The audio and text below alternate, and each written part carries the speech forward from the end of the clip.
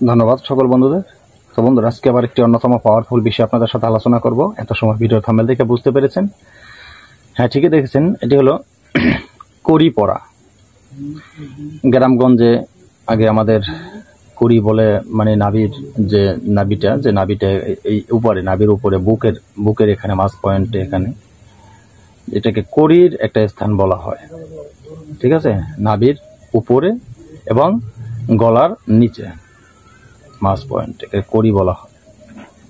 খাঁচার এখানে মিডল স্টেপে এই কড়ি বড় হয়ে গেলে, আগে আমাদের যারা ছিলেন, মা, খালা, ফুপু যারা ছিলেন, তারা কিন্তু কোনো না কোনো লোকের কাছে গিয়ে বললে তারা একটি কড়ি পরে দিত, একটি মন্ত্র দিয়ে অভিমন্ত্রিত করে কড়িটি দিয়ে দিত। সেটি কালা সুতো দিয়ে গলায় ধারণ করলে কিছুদিনের ভিতরে সেই কড়ি ঠিক হয়ে যেত।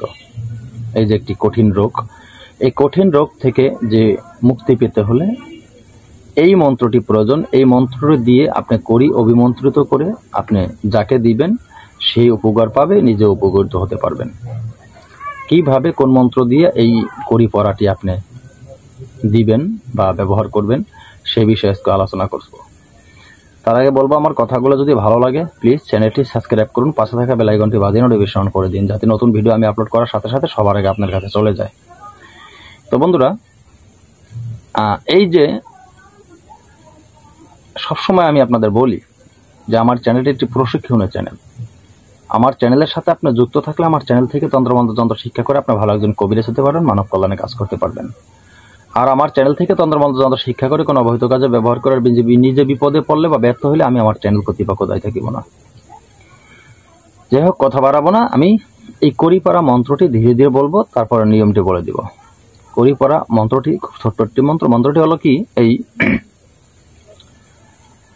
আউলি বান্দি সুতা দেও, তীক্ষা মিলি খা, বান্দি গলিতে। এই যে মন্ত্রটি এতটুকুই।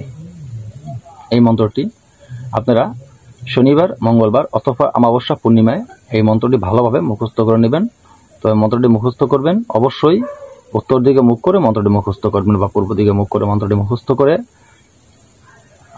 ভালোভাবে মুখস্থ হওয়ার পরে 108 বার আবার পাঠ করে নেবেন একসাথে।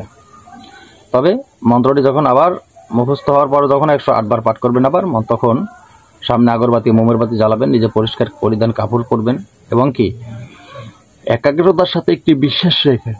বিশ্বাস ছাড়া কিন্তু কোনো জিনিসই পরিপূর্ণ হয় না। বিশ্বাসে মিলায় বস্তু, তর্কে বহুদূর। আপনার যদি মন্ত্রের প্রতি আস্থা থাকে তাহলে মন্ত্র আপনার কাজ করবে। মন্ত্রের প্রতি আপনার কোনো বিশ্বাস নেই, ভক্তি নেই, আস্থা নেই, মন্ত্র কোনোদিন কাজ করে না, যে কোনো মন্ত্র হোক সেটা। একই মন্ত্র দিয়ে আপনি কাজ করবেন, হবে না, আমি কাজ করলে হবে। একই মন্ত্র দিয়ে আরেকজনে কাজ করলে হবে না, আমি কাজ করলে হবে। একই মন্ত্র দিয়ে আরেকজনে কাজ করলে হবে, আবার আমি যদি ভুল মনে করি, আমি যদি মন্ত্রের প্রতি বিশ্বাস না থাকে, আমারটা হবে না। এরকমই মন্ত্র এগুলো। তো বন্ধুরা, এখন নিয়মটি বলে দিচ্ছি। নিয়মটি হলো, এই যে মন্ত্রটি মুখস্থ করার পরে মাত্র আপনার 3 বার পরে 3টা ফুঁক মারবেন। 3 বার পরে 3টা ফুঁক মারবেন। কোথায় ফুঁক মারবেন? বাজারে থেকে গেলে বাজারে কড়ি পাওয়া যায়। আমি আপনাদের সুবিধার জন্য আমি একটু দেখিয়ে দিচ্ছি। এই যে দেখেন, এটাকে কড়ি বলা হয়। দেখেন বয়মের ভিতরে দেখাচ্ছি, আপনার বয়ম সহকারে দেখাচ্ছি। এখানে অনেক, তো হ্যাঁ, এখানে 2 প্রকারের কড়ি আছে। যে হলুদ দেখতে পাচ্ছেন, এটি এক ধরনের কড়ি। যেটি সাদা দেখতে পাচ্ছেন, এটি আরেক ধরনের কড়ি। তো আমি বের করলাম না বয়ম থেকে, এখানে অনেক আছে। তো আমি এক সময় দেখাবো আমার ঘরে কি কি মাল আছে, আমি রাখছি, আমি কাজ করি, সেগুলো এক সময় আপনাদেরকে দেখাবো। এই কড়িগুলি আপনারা বাজার থেকে সংগ্রহ করবেন। সংগ্রহ করে তো একটা কড়ি হাতে নেবেন, ঠিক আছে? একটা কড়ি আপনারা হাতে নেবেন। যেমন এই যে আমি একটা কড়ি হাতে নিয়েছি, এই যে কড়িগুলো আমি একটা হাতে নিয়েছি। এভাবে ডান হাতের তালুতে রাখবেন আপনারা জিনিসটা, এই ডান হাতের তালুতে রাখবেন, ঠিক আছে? ডান হাতের তালুতে রাখবেন। ডান হাতের তালুতে রেখে আপনারা মন্ত্র পড়বেন, একবার পড়বেন, এরকম আরেকবার পড়বেন, এরকম আপনারা 3 বার পড়বেন, 3টা ফু দেবেন। দিয়ে এই কড়িটা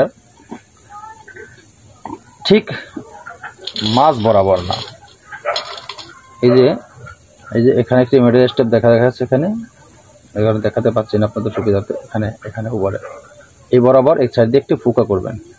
ফুকা করে এখান থেকে একটা কালা সুতা ভরবেন, কালা সুতা ভরে সেটাকে গলায় দিয়ে দিবেন। 3 দিন, মাত্র 3 দিনের ভিতরে ওই লোকের সেই কড়ির যে প্রবলেমটা ছিল, সেই ভয়ঙ্কর রোগটা ছিল, সেই রোগটা কিন্তু সেরে যাবে। এটা অনায়াসেই আপনারা এই কাজগুলো করবেন। অ্যাভেলেবেল প্রয়োজন, সকল লোকেরই জিনিসগুলি জানার প্রয়োজন। তো বন্ধুরা,